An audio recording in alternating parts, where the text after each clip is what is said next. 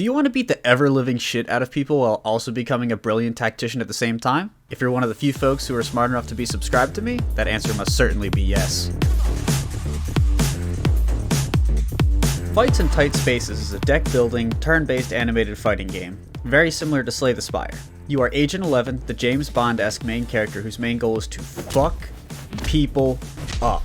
The art style in this game is very simple, and while that might be a turnoff for some people, personally I find it isn't a problem for me, and allows me to further focus on the gameplay itself. The color scheme is really important too. It would let even a third grader know who's the bad guy, who you are, and who your allies are.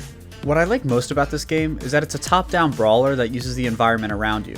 There are cards that let you smash your attacker's head into a wall or a bar, or cards that let you kick some idiot out of a window. You can rotate the playing field to get a better cinematic angle if you care about that, or you can just bare-knuckle brawl your way to victory, although I promise that won't work for long. As I said before, this is a deck building game, meaning that after each stage you complete, you get to add a new card to your deck. They can range from a simple one-tile move card to a front kick which can instantly kill an enemy given the right positioning. This means that each run will be slightly different from the last, which adds to the game's surprising replayability.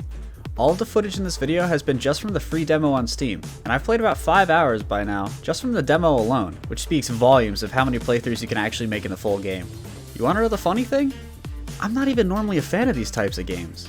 I value competition and community, so this game where you're not competing against or even playing with anybody shouldn't be as fun as it is to me. As a whole, this game has been very well received. The dev team at Ground Shatter obviously made a game that people liked, and while it has been released since December 2020, Fights in Tight Spaces only recently went early access.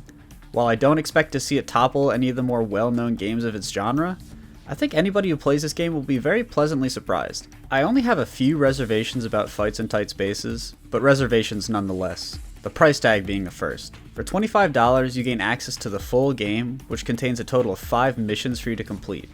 This ties into my second doubt.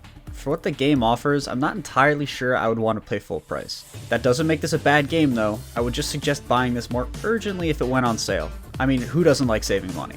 The first mission is relatively short, at least in comparison to the length of a trial in, Slay the Spire. To some, this could be a good thing, but once you get a hang of the game, I'm afraid it won't be as challenging anymore. My last gripe is that it was very difficult for me to understand what tiles the enemies were attacking, and if certain enemies would attack back. So you see, there are attributes that special enemies have where they will push you to do damage if they're adjacent to you after you attack, but in my experience, the only way to determine if an enemy is like a pusher is by mousing over them, which distracts from the actual game at hand. This isn't a big deal, but it's just something that I've noticed that I kinda haven't worked around yet. To sum this all up, I believe that Fights in Tight Spaces is a very fun and interesting game, with a concept that is very fresh.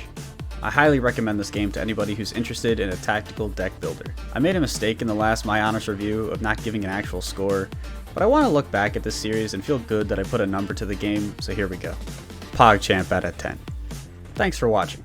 If you enjoyed, please consider leaving a like or subscribing. It really does help me out, and it's free. I also stream on Twitch. Catch me there for some live tomfoolery in whatever game I'm playing. I hope to see you there. Have a great day, and thanks again.